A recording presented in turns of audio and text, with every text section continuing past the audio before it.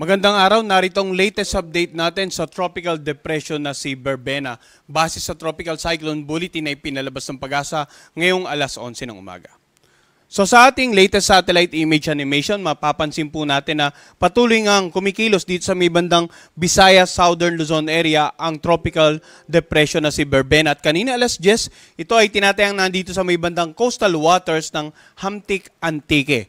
Taglay ng bagyong si Berbena, ang lakas ng hangin umabot hanggang 55 kilometers per hour malapit sa gitna nito at ang pagbugso aabot na hanggang 90 kilometers per hour. Kumikilos naman ito sa direksyong west-northwest sa bilis na 35 kilometers per hour. So, mapapansin po natin na yung malawak na kaulapan ng bagyong Berbena talagang nasasakupan nakararaming bahagi ng Visayas, nakararaming bahagi ng Southern Luzon at maging ilang bahagi ng Mindanao. Dahil dito nakataas pa rin ang wind signal number 1 dito nga sa mga lugar na naka-highlight ng light blue. Sa Occidental, Oriental Mindoro, sa lalawigan ng Romblon, northern at saka central portion ng Palawan kasama nga yung Calamian, Cuyo at Cagayancillo Island. Dito sa mainland Masbate, sa Antique, Aklan, Capiz, Iloilo, Guimaras, maging dito sa Negros Occidental at Negros Oriental at sa lalawigan ng Cebu. Ang mga nabagit po nating lugar, patuloy pa rin makakaranas ng mga pag-ulan at paminsan-minsang pagbugso ng hangin. Samantala, ang mga baybaying dagat sa kapaligiran nito magiging katamtaman hanggang sa maalon. Hanggat maaari, huwag muna pumalaot ang anumang uri ng sakyang pandagat habang nandito pa nga sa area nito ang tropical depression na si Berbena. So ano nga ba inaasahan naman natin na pagkilos nitong bagyong si Berbena? No? Kanina alas 8 ng umaga, nandito siya sa may bandang Panay Island area at inaasahan natin mamayang gabi ay kikilos ito patungo sa may bandang Northern Palawan area. At mapapansin natin, posible rin pala itong mag-intensify into tropical storm. Kaya dapat handa yung mga kababayan natin dito sa may bandang northern part ng Palawan. Bukas ng umaga, inaasahan naman natin ay nandito na siya sa 275 kilometers west ng Coron, Palawan. So tuluyan ang lalagpas ng landmass ng ating bansa. At sa darating naman na Huwebes ng umaga, inaasahan na itong tuluyan ng nakalabas ng ating area of responsibility. Mapapansin din natin yung lakas na ito, inaasahan natin na posible itong mag-intensify into severe tropical storm once nakalabas na po ng ating PAR. At sa mga susunod ng araw, inaasahan natin na patuloy itong kikilos patungo dito sa eastern seaboard ng Vietnam. So dahil sa pagkilos na to, ano naman yung inaasahan nating pag-ulan? Kanina binanggit natin yung wind signal, patungkol ito sa lakas ng hangin na pwedeng maranasan sa inyong lugar. At dahil wind signal number 1, posibleng minor to minimal damages sa mga ilang istruktura, ilang uri ng pananim. At yun nga, binanggit natin kanina, magiging katamtaman hanggang sa maalon ang mga karagatan. Samantala, ang mga pagbugso ng hangin, mararamdaman din po sa mga lugar na walang wind signal.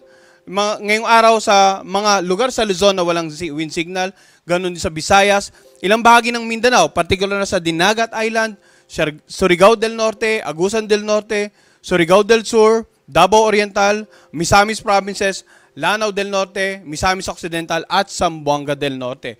At sa mga susunod pong araw, no, may mga pagbugso pa rin po tayong ng hangin na inaasahan dahil nga sa may kalakasan po ang amihan sa mga araw nito at sa susunod na 2 hanggang 3 araw. Kaya dapat maging maingat din po yung mga kababayan natin na mga mangingisda, yung mga may maliit na sakyang pandagat sa mga ilang lugar sa Luzon na wala pong wind signal. Samantala, kung titingnan natin ating latest satellite imagery, pag-usapan naman natin ano yung mga inaasahang pag-ulan. Bukod dito sa bagyo, makikita po natin may nakatutok tayong shear line sa Luzon, amihan sa hilagang bahagi ng Luzon. Kaya iyan po yung reason kung bakit yung mga pag-ulan natin na bukod dito sa malapit nga sa lugar na may bagyo, meron din tayo inaasahang pag-ulan sa silangang bahagi ng Northern at Central Luzon dahil po yan sa amihan at shear line. 100 to 200 millimeters of rain dito sa mga lugar na naka-highlight ng orange and dito naman sa mga lugar na naka-highlight ng yellow, 50 to 100 millimeters. So yung mga pag-ulan na yan, pwedeng magdulot ng mga pagbaha sa low-lying areas, pagbaha sa mga komunidad na malapit po sa ilog sapagkat pwedeng tumaas ang level dahil sa continuous sa pag-ulan, umapaw, or pwede namang yung mga pag-ulan sa mga karatig lalawigan, magpataas ng ilog doon at nagkataon na yung outflow ay papunta po sa mga ilog sa nilang lugar. Dapat maging alerto tayo doon. Pag-uho ng lupa sa mga lugar na malapit po sa paanan ng bundok, lalong-lalo na kung ilang araw na pong nabababad ng pag-ulan na inyong lugar, maaaring maging malambot na yung bahaging kalupaan. At yun nga, kaya't ilang araw na rin tayo nagbibigay babala, dapat po sa mga oras na ito ay nakalikas na tayo sa mga designated evacuation centers or at least nasa mga lugar tayo na makamag-anak po natin na sa tingin po natin ay mas safe yung location.